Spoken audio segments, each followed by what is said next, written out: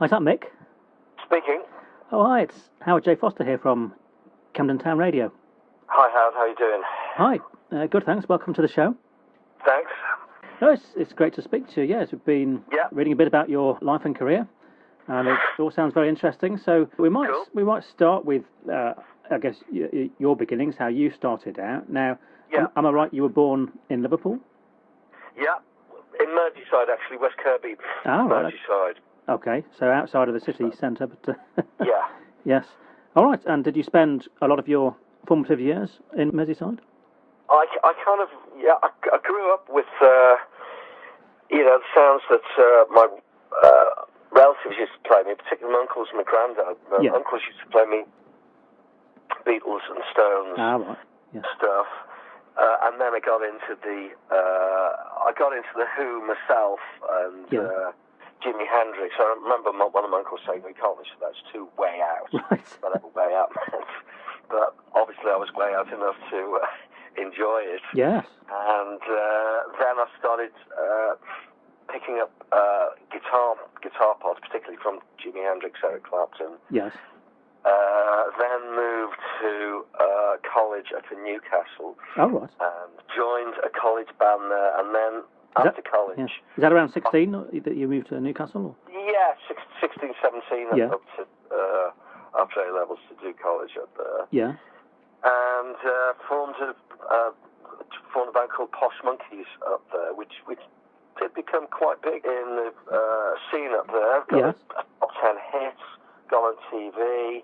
Used to play these gigs, but it was a difficult gig to manage because there was about 15 in the band. Oh, right. Gosh. And getting them all to a gig on time, arrange transport, all that was always a bit of a challenge. I can imagine, yes. so I remember we had a few labels interested in the sound of the band, but right. They were all saying, 15 is a bit much. Can you cut it down to like 8 or 9? Okay. We didn't at the time, but from that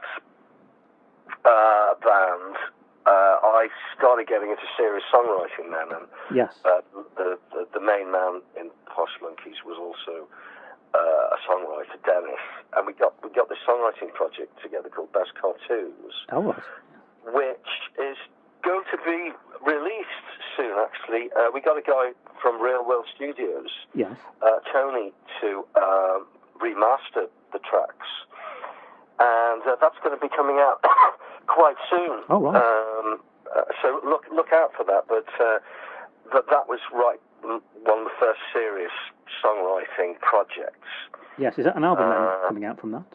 Say again? Is that an album coming out from that? Yeah, it's probably just going to be called Best Cartoons, but we're just getting the artwork together at the moment. So you make sure we get the credits right, so everyone's credited. Oh, right. Yes. Then after that, we're going to try and get a bit of radio play from it. But what else? With that, we got. That was the last project I did really before I moved down to London. Oh, right. And then once I moved down to London, I started seriously getting work. First of all, as a guitar teacher, and then as a session player. Yeah, actually, we read here that you once, or maybe more than once, taught guitar to Julian Lennon. Is that right? That's correct. I mean, right. How did that come about? That's when I was still at school, actually, when I was still living in West Kirby, in Merseyside. And my dad was a school teacher. Yeah. He was teaching at the local school, which had Julian attending at the time, Kingsmead School. Oh, right, yeah. And so he was like teaching Julian different things. They got on well together, and one of the things he taught Julian was the kind of guitar Dad had taught me, because I learned off my dad from the age of 5 onwards. Yeah. And then Julian reached a certain point where Dad couldn't teach him anymore, so he passed it on to me. Oh, right. So I was in the schoolboy band at the time, so got introduced to Cynthia Lennon and Julian, and Justin Langer, who was at school with Julian at the time, and remained with Julian in his band for a good few years. So I was actually teaching 2 of them at the time, and I remember the first riff I taught them was Shaking All Over, Johnny Kid and the Pirates. So if Jules is listening to Camden Town Radio, I hope he may, playing the guitar. pick it up. He's spending a lot of time out in Monaco these days, Julie. Now, I believe that you're based in the south now, is that right? Yeah. I'm living in Brighton now. I mean, I had a stint in London, as I say, when I was doing the guitar teaching and the session work as a guitarist, and then bit by bit, I got more into production work. I was learning off great producers. Did 6 months in Abbey Road with the Wise Guys. Oh, right. Got to know John Entwistle, Georgie Fame, Zach Starkey there. Yes. Oh, they were all coming and doing Wise Guy sessions. Phil Manzanera from Roxy Music. George Harrison nearly came in at one point, but didn't quite make the schedule. He was really looking forward to seeing him. So really, I went through a jazzy phase before my session period in London. I got into Santana and then McLaughlin. So I got into the sort of faster players like Yngwie Malmsteen to teach some of the kids, Yngwie Malmsteen, Steve Vai, had to keep on that, Eddie Van Halen. So they became part of my repertoire. But yeah, as a session player. Oh yes, we read you'd been a session player. We're quite interested to hear about that. I have to cover a lot of bases. Yeah. Sometimes playing reggae sessions, other times playing folk, other times playing metal. So there's a whole range of guitar styles that I had to learn. Yes. And during that time, I formed my own guitar style as an artist myself. I see, yes. Which hopefully comes out on the Mick Wynne album. Yes, no, that makes sense. Yes, I mean, when you were doing sessions, are there any artists that we would know of that you played? Like I say, the Abbey Road Wise Guys was a big one with Zach Starkey, Georgie Fame, John Entwistle, who I got to know. We got on so well with John, actually, that we then formed an offshoot from that Abbey Road project called the Pioneers. And John from The Who always wanted to do a country album. He loved country music. Obviously, The Who wasn't a great vehicle for that because they're more known in rock field. And we did a whole album with John, and one of my songs, Jubilee Line, is on that album. Oh, right. We'll have to check that out, maybe play a track on the show. Yeah, it got released on Jaybird Records in the States, which was John's side project label in the States. And an indie label released it. I'm just trying to remember the name of it. But it's The Pioneers featuring John Entwistle.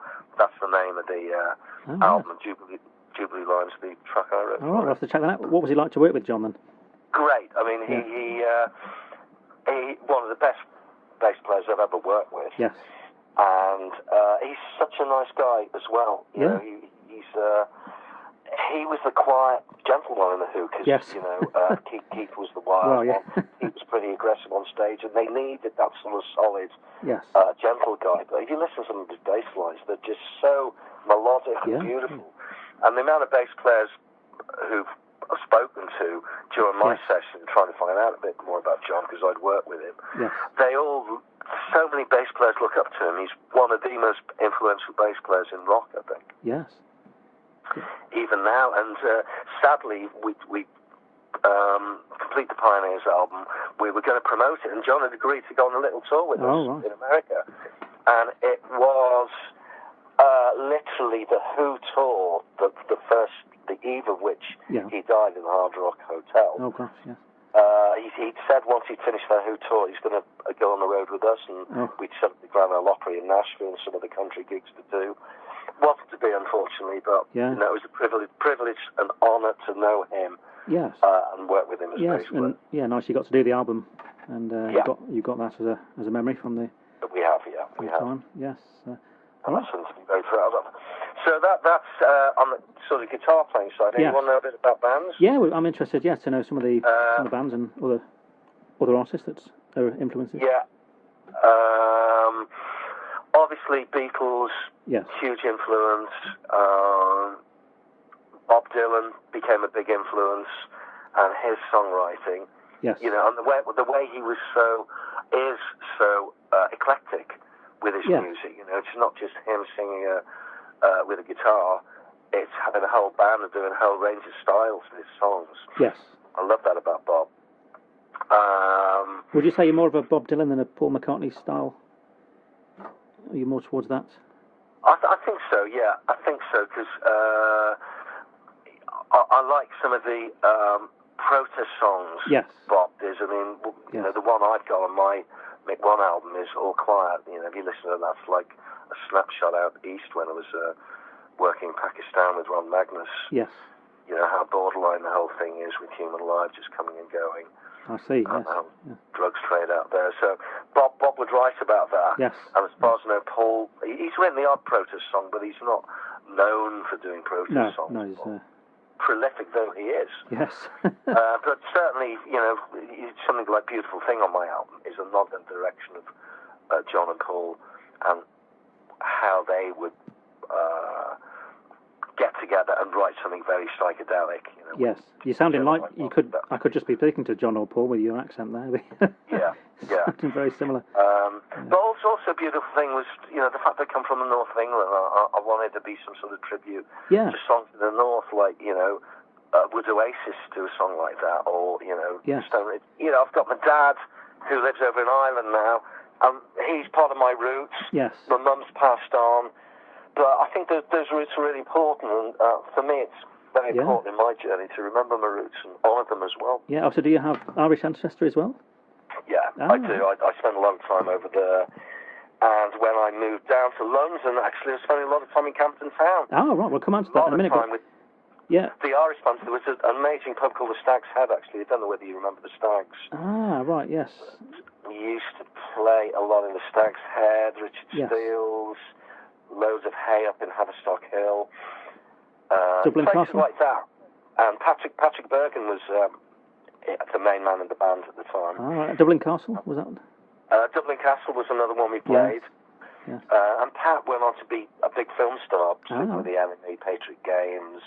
Yes. And he's co-writer on French Blues. Ah, okay. Last week we did a radio session together, actually. Like, we went to the Kid Jensen show in Weybridge. He's got a show called the Kid Jensen Blues Hour. Ah, right, yes. With Roger McCormack. And Pat and I came in and did a version of French Blues there, which was an honour to play in front of Kid. Yes. And he enjoyed it, you know. And it was great having Pat there, not just because he co-wrote French Blues with me, and he was available at the time, but that we went right back to Camden Town for the, you know, places like you mentioned, Dublin Castle, Stag's Head, Load of Hay, Richard Steele's. So it's timing, and also Janis Bashtaler was doing the session with me last week, and Janis was in that original band, the Wild Bunch. So it's good that we've stayed in touch, and you know, it's part of my roots. Gets around, but my manager who sort of supervised my work, he's a very successful library writer, also from Liverpool actually. Right. And he did a session with George Martin at Air, and he said it was one of his proudest moments when he's a pianist, this guy, and him and George were both playing grand pianos together for this piece he was doing, him and George Martin. He said he'd never forget that. Oh yes, have you met Paul or? Okay, here's a funny story. Go on. Julian, as you know, I taught Julian. Yes. John, as a thank you, sent me a signed copy of Mind Games, which was his big album at the time. Yeah. Still got that. Years later, when I was connected with MCA Records, I was living in New York with Mark Dean, who had moved over from London to New York. Yes. And Mark had me and this other guy busking outside the Dakota Mansions, playing some Beatles tunes. He thought it was a great idea, a good way for artists to get the voices together. Yes. I never heard from John. I mean, he must have known I was there because I left a note for him. Oh, right. But Yoko was very much in charge at the time. Maybe the moon was in retrograde or something, Mercury in retrograde. But we didn't see John. But years later, when I moved down to Brighton, who was my next door neighbour for a year? Heather Mills and Paul McCartney. Oh, right. And the funny thing was, I was still up in London, so I was living in Camberwell, and sort of slowly moved my life down to Brighton. Oh, right. But all the people connected with me down in Brighton, the builders on the house, the tenants who were in there at the time, they all met Paul. But because I was still in London, I was the only one that didn't. Oh. Yes. So that's funny. It keeps on going, and like a couple of years after that, I started a strong collaboration with Benna McCartney, Paul's niece. Yeah. And we actually went off to Egypt together and wrote this whole, more than an album's worth of songs, which hasn't seen the light of day yet. It's one of my bucket list things is when I get some time to get together, Ben, and do something with those songs, because we got on very well together. We had a great songwriting partnership. All right. Maybe you'll be able. Maybe we can get Paul down to that gig, and it's possible. It's possible. I mean, Ben has been to a couple of my gigs. We're still mates, you know, but she went off in a different direction musically, and I got more involved in the solo thing as I'm doing now. Yes. So, but this Beatles thing, it keeps coming back, doesn't it? It's funny. Yeah. I mean, I'm guessing, would you have met John at the time? He was still around? Didn't meet John. I mean, at the time, Dad was teaching Julian, and then I was teaching guitar. John was living in New York. Oh, of course. So the closest I got was the Dakota Mansions. Oh, yes. I'm busking outside there. Yes. With John, maybe he heard the music, but I'd left a note, "Hi, John, it's Mickey Wynne here, Julian's old guitar teacher." Yes. But he didn't come down. Do you tend to go by Mickey or Mick, or can it vary?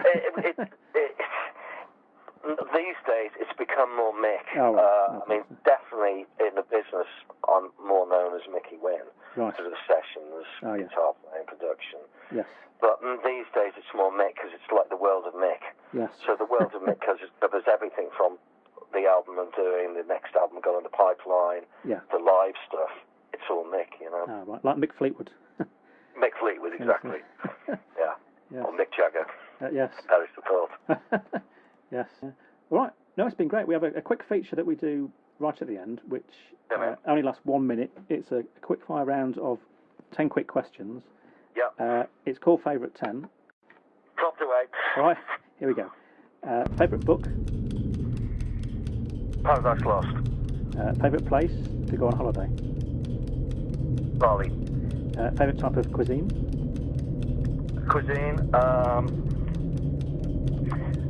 Chicken damsack. Okay. Favourite type of tree? The large tree. Okay. Favourite terrain, countryside or town? Countryside. All right, the next one should be easy. Do you prefer to be inland or on the coast?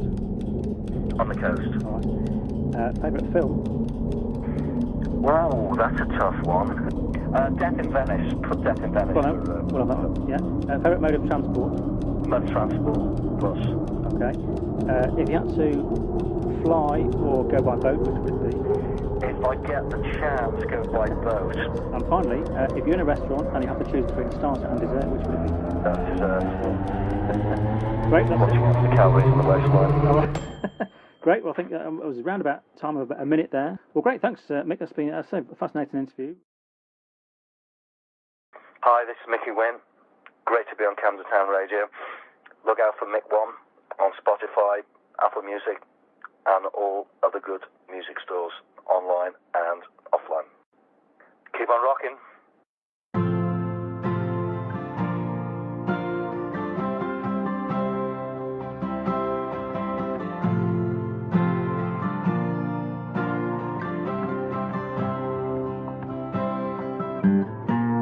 Many's the time have I waited long. Many's the time have I cried.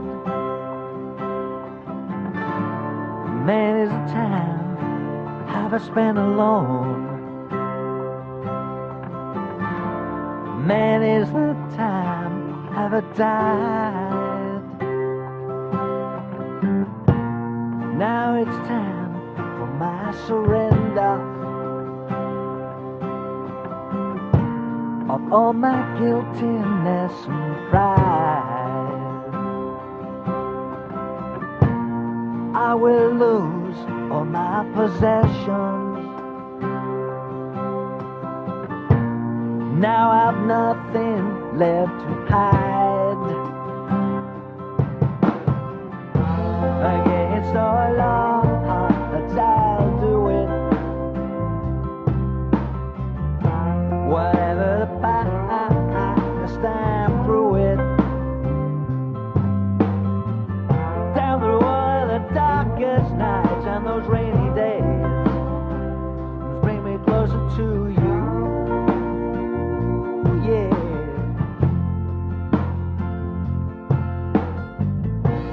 Now it's time to stop my searching.